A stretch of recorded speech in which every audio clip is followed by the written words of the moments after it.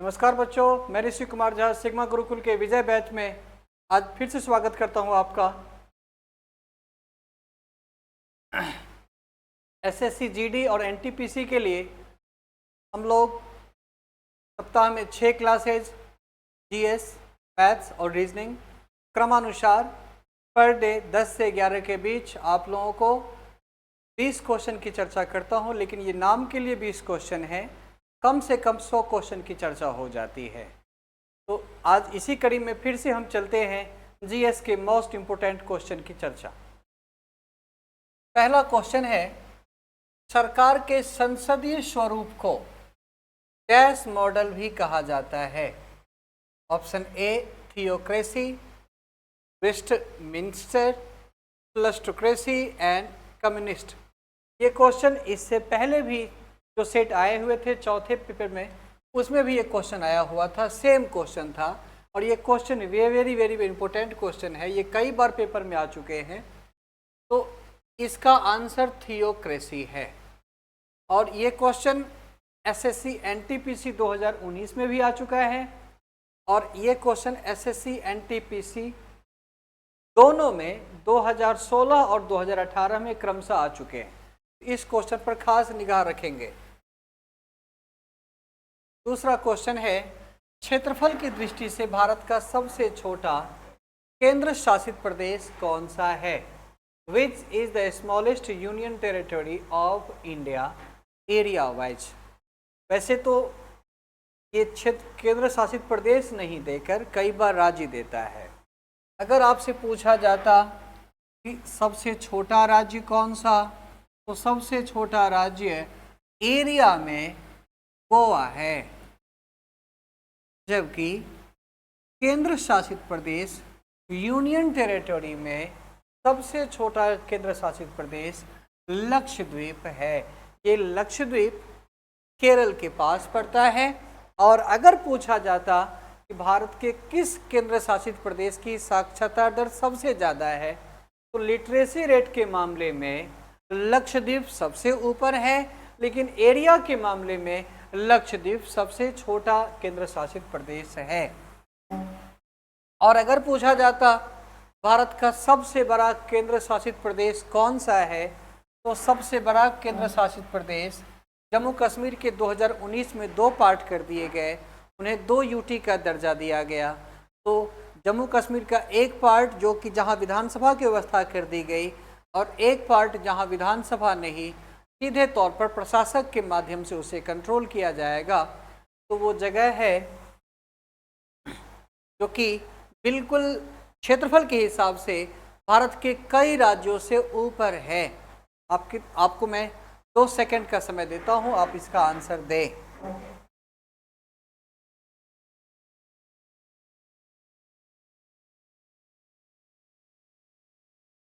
जम्मू कश्मीर के 2 पार्ट 2019 में किए गए थे। अगले क्वेश्चन की ओर चलते हैं, लास्ट में इसका आंसर दिया जाएगा। क्वेश्चन नंबर 3, 1944 में विभिन्न उद्योगपति एक साथ आए और भारत में एक नियोजित अर्थव्यवस्था स्थापित करने के लिए एक संयुक्त प्रस्ताव का मसौदा तैयार किया। यह डैश योजना के नाम से प्रसिद्ध है। Various industrialists come together in 1944 and drafted a joint proposal for setting up a planned economy in India. It is famously known as the Dash Plan. आप सब जब योजना आयोग के इतिहास को पढ़ेंगे तो सबसे पहले ये जानेंगे कि योजना आयोग के लिए एम विश्वेश्वरैया ने कर्नाटका में क्या किया। फिर उसके बाद पढ़ेंगे कि किस प्रकार पंडित नेहरू ने 1938 में नेशनल प्लानिंग कमेटी का गठन किया। फिर आप पढ़ेंगे 1944 में बॉम्बे के 8 उद्योगपति ने अपने हितों की रक्षा के लिए बॉम्बे प्लान तैयार किया। तो इसका आंसर तो बॉम्बे प्लान होगा और ये बॉम्बे के उद्योगपतियों की सहायता के लिए था। तो ये प्लानिंग कमीशन के इतिहास में ही है। तो क्वेश्चन नंबर 3 का आंसर होगा बॉम्बे।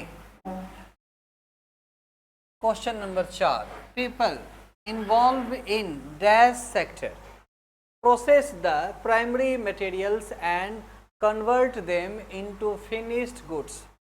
डैश क्षेत्र में शामिल लोग प्राथमिक सामग्रियों को संसाधित करते हैं और उन्हें तैयार माल में परिवर्तित करते हैं। Option A irrigation, option B education, option C secondary, option D primary. आपको मैंने इससे पहले भी एक क्लास में समझाया था कि जो प्राइमरी सेक्टर है उसमें एग्रीकल्चरल गुड्स आते हैं। ऐसे वो सामग्री आएंगे जो कच्चे माल के तौर पर प्रयोग किए जाते हैं, जो भगवान ने हमें प्राकृतिक तरीके से दिया है। यहाँ कहा गया है कि प्राथमिक सामग्रियों को संसाधित करते हुए। सेकेंडरी सेक्टर उस सेक्टर को कहा जाता है जिसमें प्राइमरी सेक्टर जो कि कच्चे माल के तौर पर प्रयोग किए जाते हैं, मानव अपना दिमाग का इस्तेमाल करके उसे विनिर्माण यानी कि मैन्युफैक्चरिंग कर सकता है। तो यहाँ आंसर होगा माध्यमिक यानी कि सेकेंडरी सेक्टर। और ध्यान में रहे सेकेंडरी सेक्टर को इसी वजह से कोर सेक्टर भी कहा जाता है। क्या कहा जाता है? Core sector. क्वेश्चन नंबर 5, सितंबर 2022 में आवास और शहरी मामलों के मंत्री के द्वारा डैश के तहत पेयजल सर्वेक्षण शुरू किया गया था। ध्यान में रहे अमृत भारत योजना मोदी सरकार की जो पहली मंत्रिमंडल थी 2014 की, पहले कार्यकाल में ही इसे शुरू किया गया। लेकिन यहाँ है सितंबर 2022, तो यहाँ अमृत भारत तो है, यानी कि अमृत 2.0। आंसर क्या होगा? 2.0। अगर 2022 के बदले 2014, 15 या 16 होता तो आपके आंसर होते अमृत भारत। 2.0 की जरूरत नहीं होती।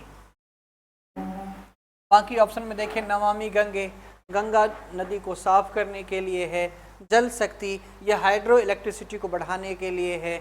अटल जल पूर्ति, ये पानी की आपूर्ति को बढ़ाने के लिए है। इसलिए आंसर होगा option A. Question number 6, Gangaur महोत्सव ज़्यादातर राजस्थान की महिलाओं द्वारा देवी डैश के सम्मान में मनाया जाता है। पहले ये जान ले गणगौर महोत्सव कहाँ है। गणगौर महोत्सव राजस्थान में किए जाते हैं और ये माता पार्वती के सम्मान में किया जाता है, उनकी पूजा अर्चना की जाती है। तो गणगौर उत्सव किसके लिए की जाती है? माता पार्वती के लिए किए जाते हैं। वैसे बाकी अन्य देवी देवताओं के लिए भी कई मूर्ति हैं, कई सम्मेलन हैं, कई फेस्टिवल हैं, लेकिन यहाँ आंसर होगा पार्वती। नालंदा विश्वविद्यालय की स्थापना, नालंदा का नाम आते ही भारत की संस्कृति अपने आप दिमाग पे आता है। नालंदा विश्वविद्यालय भारत का पहला विश्वविद्यालय है। अखंड भारत पूछे तो तक्षशिला विश्वविद्यालय होता, लेकिन यहाँ है नालंदा विश्वविद्यालय की स्थापना 5वीं सदी में डैश के द्वारा की गई। हम सब जानते हैं कि नालंदा विश्वविद्यालय गुप्त शासकों के द्वारा किया गया, लेकिन यहाँ हमसे चारों ऑप्शन गुप्त शासक के तौर पर थोड़ा कंफ्यूज किया हमें। पहला नाम है स्कंदगुप्त, दूसरा नाम है चंद्रगुप्त सेकंड जिसे विक्रमादित्य कहते हैं, तीसरा नाम है कुमारगुप्त, चौथा नाम है समुद्रगुप्त। जो पहले शासक थे गुप्त वंश के उनका नाम था श्रीगुप्त, उनके बेटे का नाम चंद्रगुप्त प्रथम, उनके बेटे का नाम समुद्रगुप्त, उनके बेटे का नाम चंद्रगुप्त सेकंड और चंद्रगुप्त सेकंड के बेटे का नाम था कुमारगुप्त। लेकिन यहाँ पूछा गया नालंदा की स्थापना किसने किया। आप सबको पता है कि कुमारगुप्त बौद्ध धर्म को मानने वाले थे। बाकी जितने भी गुप्त वंश के शासक थे वो पूरी तरीके से हिंदू धर्म को मानने वाले थे, लेकिन कुमारगुप्त ही इकलौते ऐसे शासक थे गुप्त वंश में जिन्होंने बौद्ध धर्म की स्थापना की, बौद्ध धर्म को बढ़ावा दिया। बौद्ध धर्म की स्थापना महात्मा बुद्ध ने किया था, बौद्ध धर्म को बढ़ावा दिया और इन्होंने एक विश्वविद्यालय की स्थापना की, नालंदा विश्वविद्यालय। कई बार क्वेश्चन ये आता है कि नालंदा विश्वविद्यालय में बौद्ध धर्म के किस संप्रदाय की पढ़ाई कराई जाती है। तो नालंदा विश्वविद्यालय में बौद्ध धर्म के महायान संप्रदाय की पढ़ाई कराई जाती है। कौन सी संप्रदाय? महायान संप्रदाय।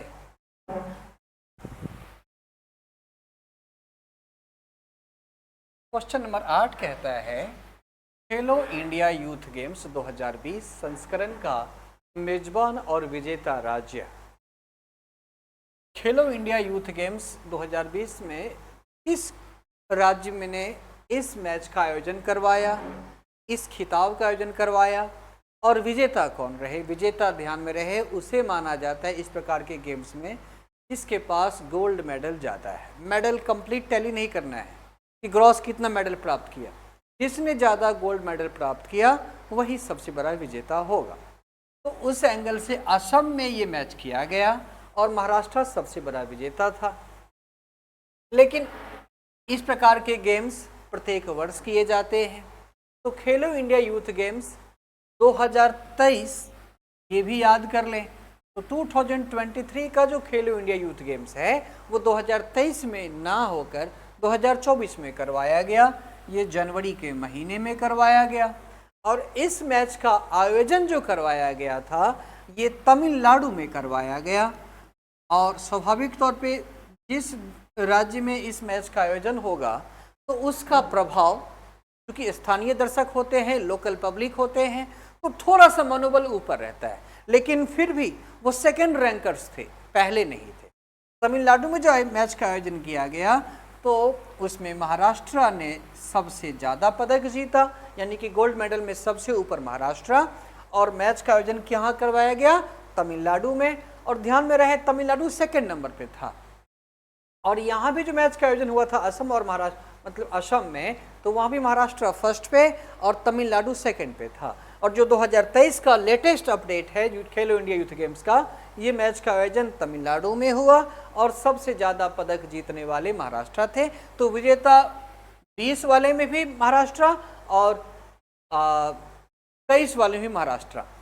लेकिन अगर आयोजन जगह की बात होगी तो यहाँ असम 20 में और 23 में तमिलनाडु। अल नीनो एक ऐसी घटना है जिसमें हर 2 से 5 साल में ठंडी धारा के स्थान पर एक गर्म समुद्री धारा डैश तट से होकर बहती है।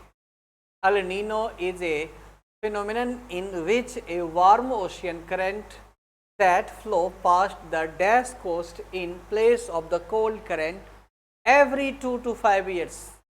ध्यान में रहे पैसिफिक ओशियन में मिलता जुलता 2 जलधारा है, अल नीनो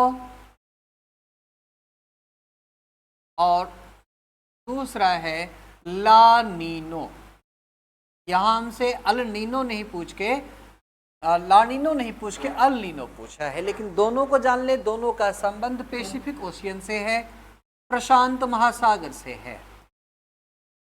अल नीनो एक ऐसी जलधारा है जो गर्म जलधारा है, ला नीनो एक ऐसी जलधारा है जो ठंडी जलधारा है। तो बच्चों ध्यान रखेंगे, अल नीनो पेरू से होके गुजरती है। तो इस क्वेश्चन के हिसाब से तो पेरू हुआ, लेकिन ला नीनो पूछता तो हम लिखते ठंडी जलधारा जो कि ऑस्ट्रेलिया और फिनलैंड की ओर जाती है, तो वहां आंसर बदल जाता। और एक बात, अल नीनो का अर्थ भी कई बार आया है कि अल नीनो शब्द का अर्थ क्या होता है। अल नीनो वहाँ के स्थानीय शब्दों में स्मॉल बॉय के नाम से जाना जाता है और ला नीनो वहाँ पर स्मॉल गर्ल्स के नाम से जाना जाता है। एक क्वेश्चन ये बन गया, जरूरी नहीं कि वो पैसिफिक ओशियन के अल नीनो से ही क्वेश्चन पूछे या ला नीनो से ही पूछे। गर्म जलधारा और ठंडी जलधारा से कई क्वेश्चन आते हैं कि हॉट विंड्स कौन सा और कोल्ड विंड्स कौन सा। और स्ट्रीम में अल नीनो और ला नीनो को छोड़ के हो सकता है वो सुसीमा की जलधारा पूछ ले, हो सके वो हमबोल्ट की जलधारा पूछे, हो सकता है गल्फ स्ट्रीम की जलधारा पूछे, हो सकता है वो मेडागास्कर की जलधारा पूछे। इनका संबंध अलग अलग महासागरों से है, तो क्वेश्चन बदले जा सकते हैं। आपका ध्यान में रहे कि 15 से 20 गर्म जलधारा और ठंडी जलधारा को याद कर लोगे बच्चे। यही 15-20 जलधारा ऐसी है जो क्वेश्चन सेटर बदलते रहते हैं, ठीक है। तो इन 15-20 को देख लेना।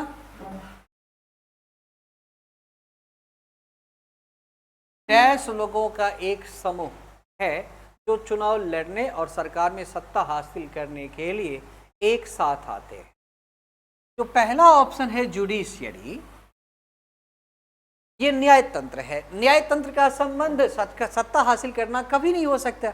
न्याय तंत्र का तो सीधा मकसद होगा कि देश में या राज्य में विधायिका और कार्यपालिका ने जो कानून बनाया और जो कानून लागू किया है वो नियम के अनुसार से किया है कि नहीं, और किया है तो ठीक से हो रहा है कि नहीं उसका पालन। तो इसीलिए ये ऑप्शन गलत। जो तीसरा ऑप्शन है म्यूनिसिपैलिटी, नगर पालिका। नगर पालिका भी लोकल गवर्नमेंट्स का एक पार्ट हो गया, तो ये भी गलत। जो पहला ऑप्शन है पॉलिटिकल पार्टी, राजनीतिक दल, सीधा आंसर होगा पॉलिटिकल पार्टी, चूंकि चुनाव लड़ने का जो मकसद है वो राजनीतिक दल का ही होता है, सत्ता हासिल करना इसी का भी काम है, और राजनीतिक दल ही तो साम दाम दंड भेद सब का इस्तेमाल करके सत्ता हासिल करते हैं। तो ये कुर्सी का खेल राजनीतिक दल के तौर पे आएगा, सर्वहारा नहीं हो सकता। तो क्वेश्चन नंबर 10 का आंसर क्या होगा? राजनीतिक दल। चलते हैं अगले क्वेश्चन की ओर। हाल ही में जारी पुस्तक मैडम सर निम्नलिखित में से किस महिला आईपीएस अधिकारी की कहानी बताती है? मैडम सर, और सबसे पहले महिला आईपीएस दे दिया गया। अगर कोई विद्यार्थी, कोई ऐसा स्टूडेंट जो इनके बारे में नहीं पढ़ रखे होंगे तो जल्दबाजी में उनका ध्यान, जिसने नहीं पढ़ा है वो किरण बेदी ही सोचेगा, और किरण बेदी ही भारत की पहली महिला आईपीएस हैं, जो 1972 में भारत की पहली महिला आईपीएस बनी। बाद में उन्होंने बीजेपी ज्वाइन कर लिया और उसके बाद मोदी सरकार ने उन्हें पुदुचेरी का एलजी बनाया। वर्तमान में वो किसी राज्य की किसी एक राज्य की वो एलजी हैं, यूटी की। तो किरण बेदी होंगे नहीं। यहाँ आंसर होगा मंजरी जौहर। ये मंजरी जौहर जो हैं ये बिहार राज्य की पहली महिला आईपीएस हैं। तो क्वेश्चन के अनुसार से आंसर क्या होगा? मंजरी जौहर, जो कि बिहार राज्य की पहली महिला आईपीएस है, और इन्हीं के ऊपर एक बुक लिखी गई है, मैडम सर, काफी चर्चा में रही थी। क्वेश्चन नंबर 12, भारत में कौन सा कार्यक्रम ग्रामीण और शहरी क्षेत्रों में रियायती कीमतों पर खाद्यान्न और अन्य आवश्यक वस्तुएं प्रदान करता है? In India which program provides food, grains and other essential communities at subsidies prices in rural and urban area. हम बाकी सभी ऑप्शन पर ध्यान दे दें। भूदान का संबंध है भारत के स्वतंत्रता आंदोलन से। महात्मा गांधी ने लोगों से अपील किया कि आंदोलन में जागरूकता लाने के लिए, सक्रियता लाने के लिए भूदान, जिसमें आचार्य विनोबा भावे, जिसमें पंडित नेहरू, ये सब भूदान आंदोलन से, खान अब्दुल गफ्फार खां, ये भी भूदान आंदोलन से संबंधित थे। तो ये ऑप्शन गलत। जो पहला ऑप्शन है ग्रामदान, तो ग्रामदान से सस्ते दरों पर खाद्यान्न कैसे उपलब्ध कराई जा सकती है? तो ये ऑप्शन गलत। जो ऑप्शन 2 है बफर स्टॉक। बफर स्टॉक उसे कहा जाता है जब कोई देश या कोई राज्य अपने वर्तमान वर्ष के उत्पादन को बचाकर, वर्तमान वर्ष के उत्पादन, जैसे मान के चलिए कि मेरे देश में कुल 1 क्विंटल अनाज की खपत है और उत्पादन हो गया 3 क्विंटल की, तो हम क्या करेंगे? 1 क्विंटल का प्रयोग करेंगे और 2 क्विंटल बफर स्टॉक यानी कि अगले साल के लिए हम बचाएंगे। कुल मिला के आप बफर स्टॉक को, अनाज को इस तरीके से देख सकते हैं जैसे कोई व्यापारी अपने अगले साल के लिए लॉस के लिए वर्तमान साल के प्रॉफिट में से रिजर्व फंड तैयार करता है। तो ये व्यापारिक तौर पर रिजर्व फंड का एक दूसरा पार्ट हो गया। बफर स्टॉक अनाज का रिजर्व फंड हो गया, तो बफर स्टॉक होगा नहीं। ऑप्शन 3 है पब्लिक डिस्ट्रीब्यूशन सिस्टम, सार्वजनिक वितरण प्रणाली। ये वो प्रणाली है जो उपभोक्ता मंत्रालय के द्वारा कंट्रोलिंग किए जाते हैं, कंज्यूमर मिनिस्ट्री के द्वारा। यही वो मंत्रालय है जिसके अंतर्गत भारत सरकार भारत के सभी राज्यों में जनसंख्या के अनुपात में व्यापारी का चयन करते हैं, उन्हें लाइसेंस देते हैं और उनके द्वारा सस्ते दरों पर अनाज योजनागत तरीके से देते हैं। जैसे कि वर्तमान समय में फूड सिक्योरिटी एक्ट जो कि 2013 में पास हुआ, और कोरोना काल से लगातार गरीबों को 5-5 केजी अनाज दिए जाते हैं, वो भी माध्यम यही है। तो इसे आप राशन की दुकान भी कह सकते हैं, सरकारी राशन की दुकान। तो यहाँ आंसर होगा सरकारी राशन की दुकान, यानी कि सार्वजनिक वितरण प्रणाली। अगर उसमें कुछ और ऑप्शन दे देता जो कंफ्यूज कर सकता है, कभी कभी भारत सरकार अन्य माध्यम से भी सस्ते दरों पर चीज़ें पहुंचाते हैं, जैसे कि कभी टमाटर का रेट बढ़ जाए तो भारत सरकार गरीबों का कल्याण करने के लिए एक यूनिट के सिस्टम से 2 केजी या 3 केजी बफेट के माध्यम से या पीडीएस के माध्यम से सस्ते दरों पर ये सुविधाएं देती है। नवंबर 2022 तक निम्नलिखित में से कौन भारत के लक्षद्वीप का प्रशासक है? लक्षद्वीप से एक और क्वेश्चन आया था और फिर से लक्षद्वीप हमारे सामने है। लक्षद्वीप भारत का सबसे छोटा केंद्र शासित प्रदेश है, ये हमने पढ़ा अभी भी कुछ देर पहले। यहाँ पूछा गया है कि 2022 तक निम्नलिखित में से कौन लक्षद्वीप का प्रशासक है। हम एक बार ऑप्शन को देख लें। देवेंद्र कुमार जोशी, ये नॉन पॉलिटिकल व्यक्ति। मनोज सिन्हा, ये वर्तमान में जम्मू कश्मीर राज्य के एलजी हैं। जम्मू कश्मीर के पहले एलजी मनोज सिन्हा नहीं थे, सत्यपाल मलिक थे। और जम्मू कश्मीर के दूसरे एलजी मनोज सिन्हा यूपी से आते हैं। फिर उसके बाद क्योंकि हमसे पूछा गया है कि लक्षद्वीप का प्रशासक, तो ये भी गलत। प्रफुल्ल पटेल जो कि लक्षद्वीप के प्रशासक रहे, 2022 में इन्हें हटा दिया गया। ये एनसीपी के सक्रिय नेता रहे, शरद पवार से इनके अच्छे रिश्ते रहे हैं, तो प्रफुल्ल पटेल इसका आंसर होगा। बाकी जो चौथा ऑप्शन है ममता बनर्जी, ये वेस्ट बंगाल के मुख्यमंत्री हैं, वेस्ट बंगाल सीएम। वैसे अगर सीएम से पीछे जाएं तो ये रेलवे मंत्री भी रह चुकी है, तो यहाँ आंसर होगा प्रफुल्ल पटेल। एक चीज़ और याद रखें, भारत के 28 राज्य हैं और 8 केंद्र शासित प्रदेश हैं, 28 स्टेट एंड 8 यूटी है। इन 8 यूटी में से 3 ऐसा यूटी मिलेगा जहां एमएलए होते हैं, और जहां एमएलए होंगे यूटी में वहां एलजी का पोस्ट मिलेगा। बाकी 5 यूटी ऐसे मिलेंगे जहां एलजी नहीं है, वहां एडमिनिस्ट्रेटर या प्रशासक होते हैं। तो ध्यान में रहे, एडमिनिस्ट्रेटर अपने आप में गवर्नर से कम नहीं होता। तो कितने एडमिनिस्ट्रेशन होंगे इंडिया में? 5 एडमिनिस्ट्रेटर। कितने एलजी होंगे इंडिया में? 3 एलजी होंगे। कहाँ कहाँ पर? पुदुचेरी, दिल्ली, जम्मू कश्मीर। एडमिनिस्ट्रेटर कहाँ कहाँ मिलेंगे? तो बाकी जैसे चंडीगढ़, लक्षद्वीप, अंडमान निकोबार द्वीप समूह, तो इन सब जगहों पर ना एलजी ना गवर्नर, वहाँ मिलेंगे एडमिनिस्ट्रेटर। और हमसे पूछा गया था कि लक्षद्वीप प्रशासक 2022 तक कौन था, तो आंसर होगा Praful Patel. Loan create as dash as they have to be returned to the lender in a certain period of time. ऋण डैश बनाते हैं क्योंकि उन्हें एक निश्चित अवधि में ऋणदाता को वापस करना होता है। भाई संपत्ति अगर है तो ये वापस क्यों करूँगा? ग्रोथ अच्छी चीज़ें हैं, इससे ऋणदाता से क्या मतलब? इक्विटी हिस्सेदारी। इक्विटी का मतलब होता है समता, ये हिंदी में गलत है, समता लिख लें। समता अंशधारी बोलते हैं। जैसे कंपनी में शेयर होल्डर्स होते हैं तो उसमें कई टाइप के शेयर होल्डर्स होते हैं। एक शेयर होल्डर होता है इक्विटी शेयर होल्डर्स, जिसको बोलते हैं समता अंशधारी। इक्विटी का मतलब समता। खैर, चौथा ऑप्शन है लायबिलिटी। लायबिलिटी वो चीज़ है जो हमें किसी से को मुझे चुकाना है, ये मेरा दायित्व है। तो यहाँ आंसर होगा ऑप्शन 4 देयता। यहाँ पर ध्यान में रखना, इसको सही कर लेना, इसका भी हिंदी होगा दायित्व। क्या होगा? दायित्व। जब आप बैलेंस शीट बनाते हैं तो आपकी संपत्ति वाला कॉलम एसेट्स, दायित्व वाला कॉलम लायबिलिटीज एंड कैपिटल।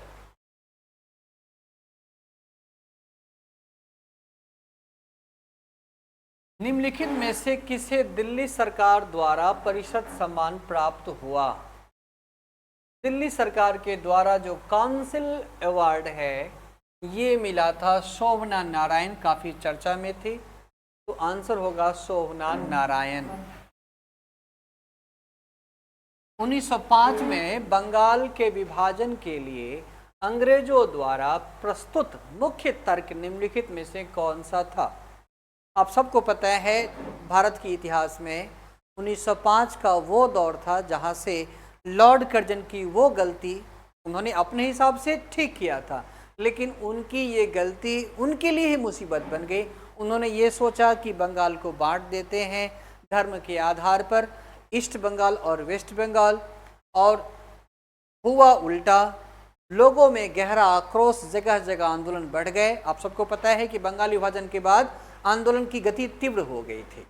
तो लॉर्ड कर्जन से पूछा गया कि आपने बंगाल को क्यों बांटा, तो उन्होंने सीधा आंसर दिया कि इतने बड़े बंगाल को एक प्रशासक के द्वारा कंट्रोल करना बड़ा मुश्किल हो रहा था, तो मैंने इस वजह से बंगाल को बांटा।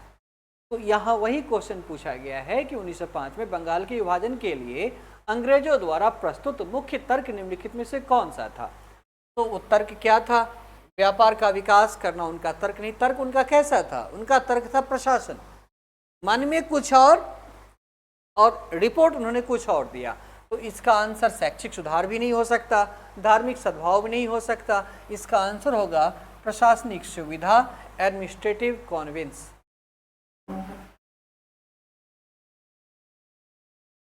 प्राकृतिक गैस के जलने पर कौन सी गैस निकलती है?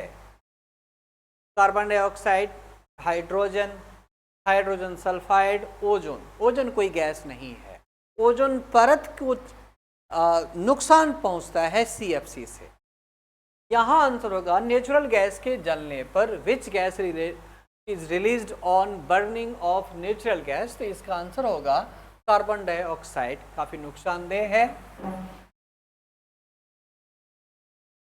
जानकी प्रसाद कथक के किस घराने से संबंधित हैं? ध्यान में रहे कि हाल के दिनों में दिल्ली पुलिस, एसएससी, रेलवे के क्वेश्चन में ये ज़्यादातर क्वेश्चन आए हुए हैं घराने से संबंधित। जरूर नहीं कि वो जानकी प्रसाद से ही पूछे, किसी और के भी नाम लेकर पूछ सकते हैं। तो ध्यान में रहे इस क्वेश्चन का आंसर होगा बनारस घराना।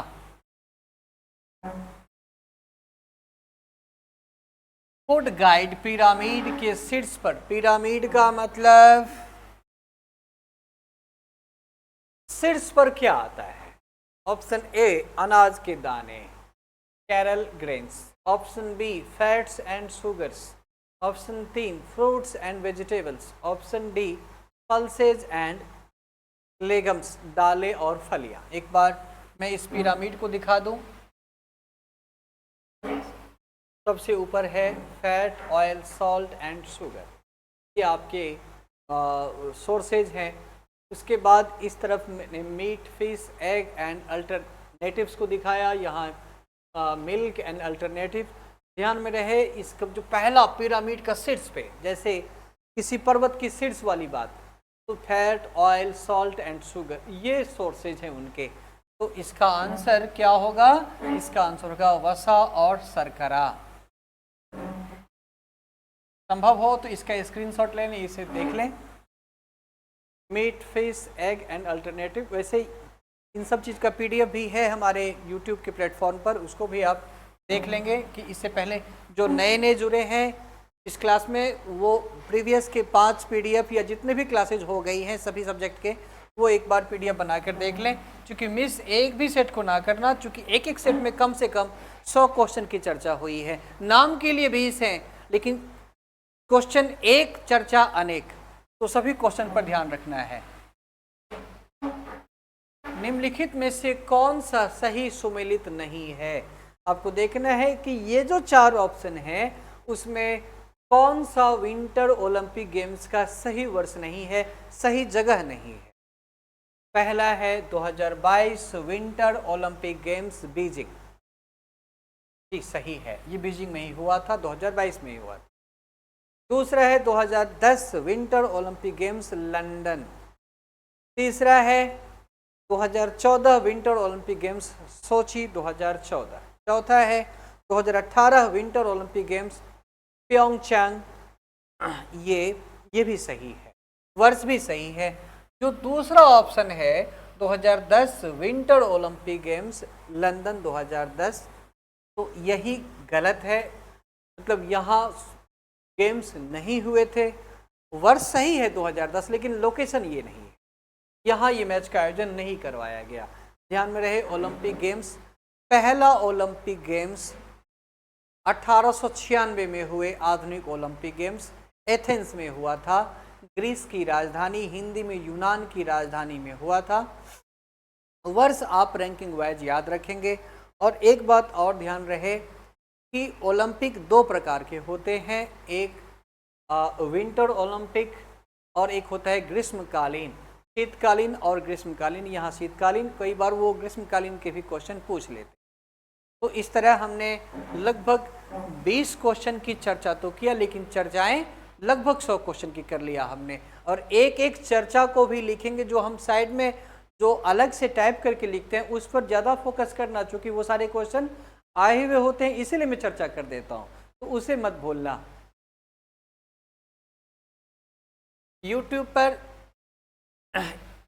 इंस्टाग्राम पर, व्हाट्सएप पर, टेलीग्राम पर हमारे जितने भी क्लासेज हुए हैं, चाहे वो रीजनिंग हो, मैथ्स हो, जीएस हो, इन सब का पीडीएफ मिल सकता है आपको। और एक बात और, अधिक से अधिक बच्चों के बीच इसे शेयर करें, जिससे अधिकांश बच्चों का कल्याण हो। और दो अन्य ऐप भी हमारे हैं, जैसे कि सिग्मा गुरुकुल ऐप और एंड्रॉयड, मतलब इन दोनों चीज़ों पर हम मिल सकते हैं आपको। तो अधिक से अधिक बच्चों के बीच इसे शेयर करें। आज के लिए इतना ही। अच्छा, एक क्वेश्चन और जाते जाते, मैंने एक क्वेश्चन बताया था कि भारत का सबसे छोटा केंद्र शासित प्रदेश कौन सा है। तो उसमें मैंने बताया था कि सबसे छोटा केंद्र शासित प्रदेश जो है वो लक्षद्वीप है, लेकिन मैंने ये नहीं बताया कि सबसे बड़ा केंद्र शासित प्रदेश कौन सा है। देखिए 2019 में जो जम्मू कश्मीर के दो पार्ट कर दिए गए, तो जम्मू कश्मीर के दो पार्ट जो किए गए, एक जम्मू कश्मीर, दूसरा लक्षद्वीप, जो जम्मू कश्मीर और दूसरा जो अभी बताया मैंने आपको, सबसे छोटा है लक्षद्वीप और जम्मू कश्मीर सबसे बड़ा केंद्र शासित प्रदेश बन गया। और जम्मू कश्मीर का क्षेत्रफल लगभग 2.5 लाख वर्ग किलोमीटर थी। तो उनके दो पार्ट हुए, एक जो कि 1.5 से 2.25 लाख वर्ग किलोमीटर है और एक लगभग 80,000 वर्ग किलोमीटर है। तो सबसे बड़ा केंद्र शासित प्रदेश जो है वो जम्मू कश्मीर है और सबसे छोटा केंद्र शासित प्रदेश जो है वो लक्षद्वीप है। ये क्वेश्चन मैंने नहीं बताया था, सबसे छोटा ये और सबसे बड़ा ये। और अगर स्टेट वाइज पूछे, ये तो यूटी के एंगल से देख लिया, अगर राज्य के हिसाब से पूछे तो सबसे बड़ा राजस्थान और सबसे छोटा गोवा है।